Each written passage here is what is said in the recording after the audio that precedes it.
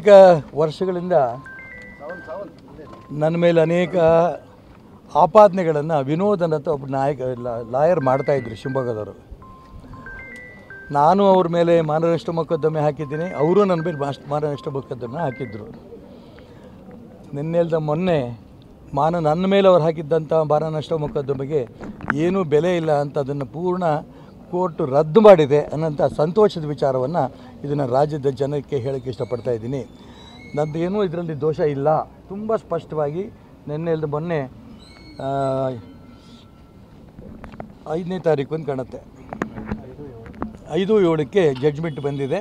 ಇದರಲ್ಲಿ ಅವ್ರು ಮಾಡಿದಂಥ ಆಪಾದನೆ ಮಾನನಷ್ಟ ಮೊಕದ್ದಮೆ ಮಾಡಿದ್ದಕ್ಕೆ ಏನೂ ಅರ್ಥ ಇಲ್ಲ. ಮತ್ತು ಅವ್ರು ನನ್ನ ಮೇಲೆ ಆಪಾದನೆ ಮಾಡಿದ್ದು ಎಲ್ಲ ಕೇಸ್ಗಳು ಈಗಾಗಲೇ ಖುಲಾಸೆ ಆಗಿದೆ. ಒಂದು the court of the additional chief judicial magistrate Bengaluru, ಇದು ಒಂದು. ಈಗ ನಾವು ಹಾಕಿರೋಂಥ ಅವ್ರ ಮೇಲೆ ಹಾಕಿದ್ದೀವಿ ಮಾನನಷ್ಟ ಮೊಕದ್ದಮೆ. ಪ್ರತಿ ಸರಿ ನಮಗೆ ತೊಂದರೆ ಕೊಡ್ತಾರೆ, ಆ ಕೇಸಿದೆ ಈ ಕೇಸಿದೆ ಅನ್ನೋ ಥರದಲ್ಲಿ ತೊಂದರೆ ಕೊಡ್ತಾಯಿದ್ರು. ಅದಕ್ಕೋಸ್ಕರ ಸುಮ್ಮನೆ ತೊಂದರೆ ಕೊಡ್ತಿದ್ದಾರೆ ನಮ್ಮ ಮೇಲೆ. ನಾವು ಅವ್ರ ಮೇಲೆ ಕೇಸ್ ಹಾಕಿದ್ದೀವಿ. ಅದು ಇನ್ನೊಂದು ವಾರದಲ್ಲಿ ಅದರದ್ದು ಕೂಡ ಚಾಲೂ ಆಗುತ್ತೆ. ನೋಡಿ ಇವರೇ, ನಾನು ಭಾರತೀಯ ಜನತಾ ಪಾರ್ಟಿನಲ್ಲಿ ಇದ್ದೇನೆ, ಮುಂಚೆಂದನೂ ಇದ್ದೀನಿ, ಈಗೂ ಇದ್ದೀನಿ, ಮುಂದೂ ಇರ್ತೀನಿ. ನಾನು ಈ ರೀತಿ ಮೊನ್ನೆ ಹೇಳಿಕೆ ಕೊಟ್ಟಿದ್ದನ್ನು ಮತ್ತೆ ನಾನು BJP ಹೋಗಿಬಿಡ್ತೀನಿ ಅನ್ನೋಂಥ ಒಂದು ರೀತಿಯ ಅಭಿಪ್ರಾಯ ಬರೋ ರೀತಿಯಲ್ಲಿ ಕೆಲವು ಪತ್ರಿಕೆಗಳಲ್ಲಿ ಟಿ ವಿನಲ್ಲಿ ಬಂದಿದೆ. ನಾನು ತುರ್ತಾಗಿ BJP ಸೇರೋಂಥ ಯೋಚನೆ ನಾನು ಮಾಡೋಕ್ಕೆ ಹೋಗಿಲ್ಲ. ಯಾವ ವಿಚಾರಕ್ಕೋಸ್ಕರ, ಯಾವ ಸಿದ್ಧಾಂತಕ್ಕೋಸ್ಕರ ನಾನು ಚುನಾವಣೆ ಸ್ಪರ್ಧೆ ಮಾಡಿದೆ? ಒಂದೇ ಕುಟುಂಬದ ಕೈಯಲ್ಲಿ, ಅಪ್ಪ ಮಕ್ಕಳ ಕೈಯಲ್ಲಿ ಭಾರತೀಯ ಜನತಾ ಪಾರ್ಟಿ ಇರೋದು ತಪ್ಪು.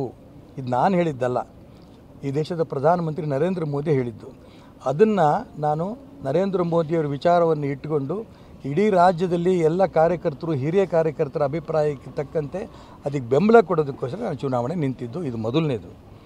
ಎರಡನೇದು, ಎಲ್ಲ ನಮ್ಮ ಹಿಂದೂ ಪರವಾಗಿರೋಂಥ ಹೋರಾಟಗಾರರೆಲ್ಲ ಪಕ್ಕಕ್ಕೆ ಸರಿಸ್ಬಿಟ್ಟಾರೆ ಈ ಸಂಘಟನೆಯಲ್ಲಿ ಈಗ. ಹಾಗಾಗಿ ಅವರಿಗೆ ನ್ಯಾಯ ಸಿಗಬೇಕು, ಹಿಂದುತ್ವಕ್ಕೆ ನ್ಯಾಯ ಸಿಗಬೇಕು ಅನ್ನೋಂಥ ವಿಚಾರಕ್ಕೋಸ್ಕರನೂ ನಾನು ಎರಡನೇ ಅಂಶ ಚುನಾವಣೆ ಸ್ಪರ್ಧೆ ಮಾಡಿದ್ದು. ಮೂರನೇದು, ಅನೇಕ ವರ್ಷಗಳಿಂದ ಸಂಘಟನೆ ಕಟ್ಕೊಂಡು ಬಂದಿರೋಂಥ ಪಕ್ಷದ ಕಾರ್ಯಕರ್ತರಿಗೆ ಮೂಲೆ ಗುಂಪು ಮಾಡಿದ್ದಾರೆ. ಅದನ್ನು ಕೂಡ ನಾನು ಪಕ್ಕಕ್ಕೆ ಸರಿಸಿದ್ದಾರೆ. ಇದು ಒಳ್ಳೆಯದಲ್ಲ ಅನ್ನೋದಕ್ಕೋಸ್ಕರ ರಾಜ್ಯದ ಅವರೆಲ್ಲರ ಧ್ವನಿಯಾಗಿ ನಾನು ಚುನಾವಣೆಗೆ ಸ್ಪರ್ಧೆ ಮಾಡಿದ್ದು. ಹಾಗಾಗಿ ನಾನು ಸ್ಪರ್ಧೆ ಮಾಡಿದ ತಕ್ಷಣ ಇದ್ರ ಬಗ್ಗೆ ಪೂರ್ಣ ಇಡೀ ರಾಜ್ಯದಲ್ಲಿ, ದೇಶದಲ್ಲಿ ಚರ್ಚೆ ಆಗಿದೆ. ಚರ್ಚೆ ಆದ ನಂತರ ಇನ್ನೂ ನನಗೆ ಹೇಳಿ ಕಳಿಸ್ತಾ ಇದ್ದಾರೆ, ನಾನು ಈ ಅಂಶಗಳನ್ನು ಕುರಿತು ಚರ್ಚೆ ಮಾಡೋದಾದರೆ ನಾನು ಬರ್ತೀನಿ, ಇಲ್ಲ ಅಂದರೆ ನಾನು ಯಾವ ಕಾರಣಕ್ಕೂ ನಾನು ಬರಲ್ಲ, ಚರ್ಚೆಗೆ ಬರಲ್ಲ ಅನ್ನೋಂಥ ಮಾತನ್ನು ಹೇಳಿ ಕಳಿಸಿದ್ದೀನಿ. ಇನ್ನೂ ಅದ್ರ ಬಗ್ಗೆ ಚಿಂತೆ ನಡೀತಾ ಇದೆ.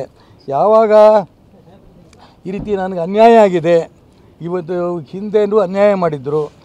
ಯಾಕೆಂದರೆ 3-4 ಥರದ್ದು ಅನ್ಯಾಯ.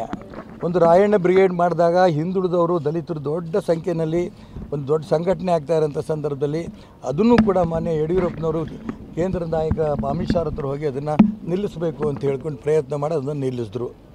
ಇದಾದ ನಂತರ ನಾನು BJP ಮಂತ್ರಿ ಆಗಿದ್ದಂಥ ಸಂದರ್ಭದಲ್ಲಿ ಮಂತ್ರಿ ಸ್ಥಾನಕ್ಕೆ ರಾಜೀನಾಮೆ ಕೊಟ್ಟು ನಾನು ರಾಜ್ಯ ಅಧ್ಯಕ್ಷ ಆಗಬೇಕು ಅನ್ನೋಂಥ ಸಂದರ್ಭದಲ್ಲಿ ಪಕ್ಷದ ನಿಷ್ಠಾವಂತ ಕಾರ್ಯಕರ್ತನಾಗಿ ಮಂತ್ರಿ ಸ್ಥಾನಕ್ಕೆ ರಾಜೀನಾಮೆ ಕೊಟ್ಟು ರಾಜ್ಯದ ಅಧ್ಯಕ್ಷ ಕೂಡ ಆಗಿದ್ದೆ. ಮೂರನೇದು, ಮೊನ್ನೆ ನಡೆದಂಥ ವಿಧಾನಸಭಾ ಚುನಾವಣೆಯಲ್ಲಿ ನಾಳೆ ನಾಡಿದ್ರಲ್ಲಿ ನನಗೆ ಟಿಕೆಟ್ ಅನೌನ್ಸ್ ಮಾಡ್ತಾರೆ ಅನ್ನೋಂಥ ಸಂದರ್ಭದಲ್ಲಿ ದೆಹಲಿಯಿಂದ ಫೋನ್ ಬಂತು, ನೀವು ಮತ್ತು ಜಗದೀಶ್ ಶೆಟ್ಟರು ಚುನಾವಣೆ ನಿಲ್ಕೂಡ್ದು ಚುನಾವಣಾ ರಾಜಕಾರಣಕ್ಕೆ ಅಂದ ತಕ್ಷಣ ನಾನು ತಕ್ಷಣ ಒಪ್ಪಿಕೊಂಡು 5 ನಿಮಿಷಕ್ಕೆ ಪತ್ರ ಕಳಿಸಿದೆ. ಇದು ಪಕ್ಷದ ನನ್ನ ಬಗ್ಗೆ ಇದ್ದಂಥ ನಿಷ್ಠೆ. ಪಕ್ಷವೂ ಕೂಡ ನನ್ನ ಇದನ್ನು ಒಪ್ಪುವಂತ ಬಂತು. ಇದೆಲ್ಲವೂ ಕೂಡ ನನಗಾದಂಥ ಅನ್ಯಾಯ. ಇದಾದ ನಂತರ ಮೊನ್ನೆ ಲೋಕಸಭಾ ಚುನಾವಣಾ ಸಂದರ್ಭದಲ್ಲಿ ಮಾನ್ಯ ಯಡಿಯೂರಪ್ಪನವರೇ ಸ್ವತಃ ಅವ್ರ ಹತ್ರ ಮನೆಗೆ ಹೋದಾಗ ನಾನು ಕಾಂತೇಶಿಗೆ MP ಟಿಕೆಟ್ ಕೊಡಿಸ್ತೇನೆ ಹಾವೇರಿಯಿಂದ, ಅಲ್ಲಿ ಹಾವೇರಿ ಓಡಾಟ ಮಾಡಿ ಗೆಲ್ಲಿಸ್ತೇನೆ ಅಂಥೇಳಿ 2 ದಿನ ಇರೋಂಥ ಸಂದರ್ಭದಲ್ಲಿ ಅವನಿಗೆ ಟಿಕೆಟ್ ಕೊಡದೆ ಮೋಸ ಮಾಡಿದ್ರು. ಇದು ನನಗೆ ರಾಜ್ಯದಲ್ಲಿ ಮೋಸ ಆಗಿದೆ, ಅನ್ಯಾಯ ಆಗಿದೆ ಅಂಥೇಳಿ ಇಡೀ ರಾಜ್ಯದಲ್ಲಿ ಎಲ್ಲರೂ ಕೂಡ ನನಗೆ ಫೋನ್ ಮಾಡ್ತಾನೆ ಇದ್ದಾರೆ. ಹಾಗಾಗಿ ಅವರೆಲ್ಲರದ್ದು ಅಪೇಕ್ಷೆ, ಈ ರೀತಿ ನಿಮಗೂ ಅನ್ಯಾಯ ಮಾಡಿದ್ದಾರೆ, ಕುರುಬರು ಸಮಾಜಕ್ಕೆ ಒಂದೂ ಸೀಟ್ ಕೊಟ್ಟಿಲ್ಲ, ಹಿಂದುಳಿದವರು, ದಲಿತರು ಅಷ್ಟೇ ಅಲ್ಲ, ಎಲ್ಲ ಬಡವರು, ಅದು ಬ್ರಾಹ್ಮಣರು ಇರ್ಬೋದು, ಲಿಂಗಾಯತರು ಇರ್ಬೋದು, ಒಕ್ಕಲಿಗರಿರ್ಬೋದು, ಎಲ್ಲ ಬಡವರಿಗೂ ನ್ಯಾಯ ಕೊಡೋದಕ್ಕೆ, ಅದೇ ರೀತಿ ಹಿಂದುಳಿದವರಿಗೆ, ದಲಿತರಿಗೆ ನ್ಯಾಯ ಕೊಡೋದಕ್ಕಿನಲ್ಲಿ ಒಂದು ಸಂಘಟನೆ ಮಾಡಬೇಕು ಅನ್ನೋಂಥ ಒತ್ತಾಯ ನನಗೆ ಇಡೀ ರಾಜ್ಯದ ಎಲ್ಲ ಕಡೆಯಿಂದನೂ ಬರ್ತಾ ಇದೆ. ಅದನ್ನು ಕೂತು ಚರ್ಚೆ ಮಾಡಿ ತೀರ್ಮಾನ ಮಾಡ್ತೀವಿ. ಈ ನಿಮಿಷದ ತನಕನೂ ಯಾವ ತೀರ್ಮಾನವೂ ಆಗಿಲ್ಲ.